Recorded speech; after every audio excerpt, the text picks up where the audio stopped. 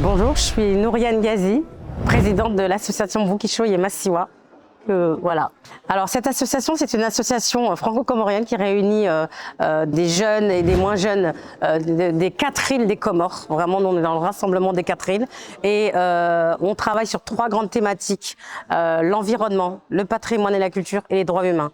Et aujourd'hui, à Comores Expo, on est plus particulièrement présent pour les droits humains, pour lever des fonds, par rapport au mouvement Mwendo wa Dzihiro pour lutter contre les violences sexuelles. Et en même temps, la thématique qu'on traite aujourd'hui des violences sexuelles, c'est une thématique, un fléau mondial qui concerne toutes les communautés et également malheureusement la nôtre. Et il n'y a pas une famille qui ne connaît pas de près ou de loin une victime. Donc il nous fallait être présents pour essayer de lever les fonds pour continuer sur cette thématique de prévention contre les violences sexuelles.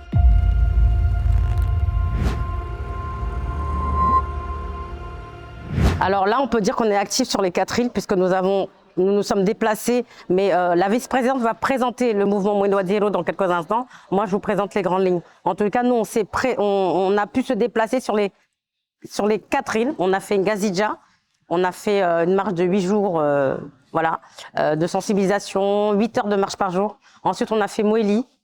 Et en 2023, l'année dernière, on a fait Mayotte. On n'a pas fait toute l'île, mais on a fait des grandes marches, toujours pour sensibiliser. Et cette année, nous comptons sur vous tous pour lever assez de fonds pour faire la 4e île des Comores en juin, Inch'Allah.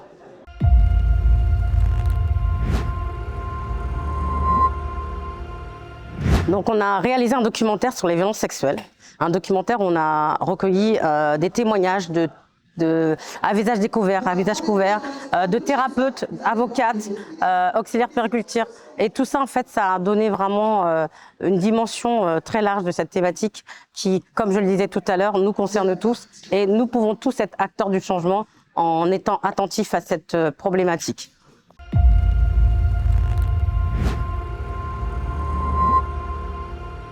Nous, la motivation là, mais on a besoin d'émapper ça, l'argent. Donc venez nous donner même 1 ou 2 euros, il n'y a pas de petits dons. On a besoin d'aller jusqu'au bout de cette action qui est plus que nécessaire. Je peux le prouver puisque la dernière randonnée c'était à Mayotte.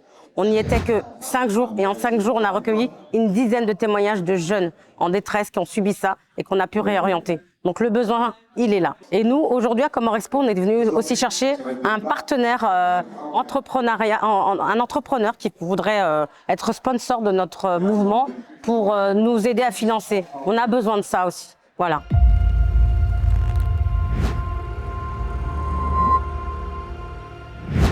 Bonjour à tous, je m'appelle Zion, je suis vice-présidente de l'association Vukisho Yemasiwa.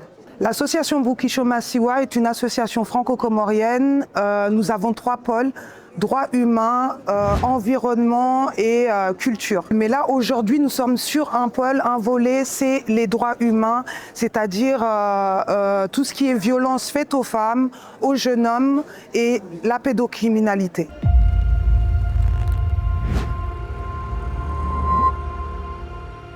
Les gens étaient étonnés. Ils ne connaissaient pas nos démarches. Nous sommes arrivés avec un mouvement qui s'appelle Mwendo wa Dzihiro, qui est une randonnée thérapeutique. Donc la thérapie n'était pas assez connue réellement aux Comores. Et de voir des gens marcher pour une cause aussi, ça les avait interpellés. Mais au premier abord, ça a été bien accueilli. Première année, 2e année, 3e année. Là, nous allons sur notre 4e année. Donc on a fait, Inch'Allah, on a fait une Gazidja, Moali, Maore, et là, Garim Lindaoni, Harman Zouani, Inch'Allah.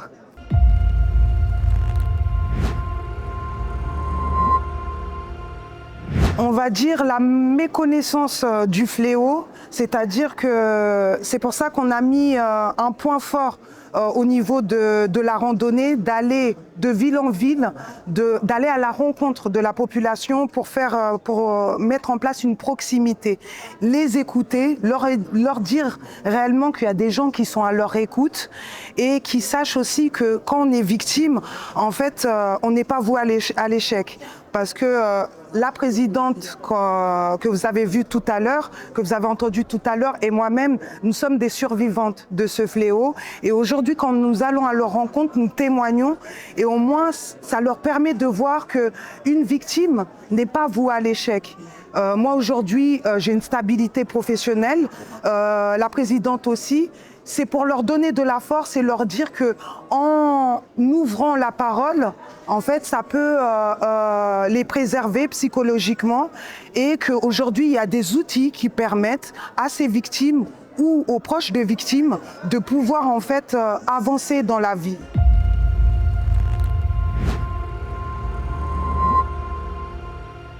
Ça va être un peu compliqué, on va avoir des soutiens, on va dire, mais pour l'instant, ça reste du verbal, alors qu'on a besoin, dans ce genre de combat, on a besoin vraiment de subventions, donc nous les attendons, Inch'Allah. Et on a besoin d'aide financière, c'est vraiment ça. Nous avons la motivation, nous avons les idées, nous avons les projets, mais pour pouvoir les mettre en place, il faut des financements, on ne peut pas le cacher.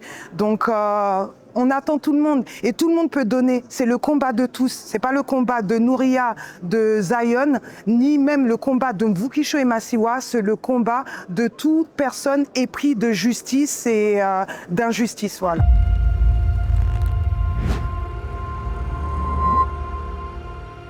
Le fléau est bien présent. Par exemple, nous dans l'association, on a pu effectuer, ici en France, une enquête où on posait des questions par rapport au fléau. Est-ce que vous connaissez des victimes?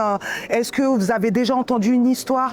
Et quand on regarde, quand l'enquête a été finie, sur une petite portion, mais c'est une portion qui montre quand même la majorité de la vision de notre communauté. Et ce qui en ressort, c'est que quand même, il y a une victime par famille. Si tu penses qu'il n'y a pas de victime dans ta famille, c'est peut-être qu'elle n'a pas encore parlé.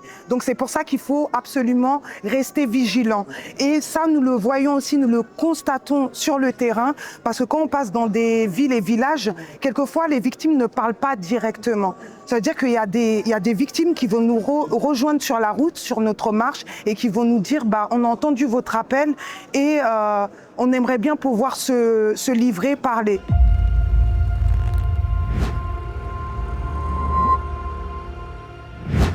Il faut en fait, nous sommes là pour faire notre part. En tant que survivante, on ne peut pas fermer les yeux. Nous connaissons l'envers du décor des traumas et de ce qu'on peut mettre en place. Donc aujourd'hui, le message d'alerte, c'est il faut qu'on fasse de l'éveil pour un réveil. Parlons, communiquons ensemble, parlons aux mamans, parlons aux enfants. Et un enfant aujourd'hui comorien doit savoir que son corps lui appartient. Que quand Gabon Djomba, Haoumzadze, Haoumbaba, il y a des zones qu'ils ne sont pas permis d'y aller. Et ça, tant qu'on ne le dit pas aux enfants ou qu'on ne le dit pas aux mamans ou à toute personne dans notre communauté, tu ne peux pas le savoir si tu n'as pas l'info. Donc nous, aujourd'hui, on est plus sur ce travail de sensibilisation et d'informer. Merci à vous et à très bientôt. On vous attend sur les réseaux.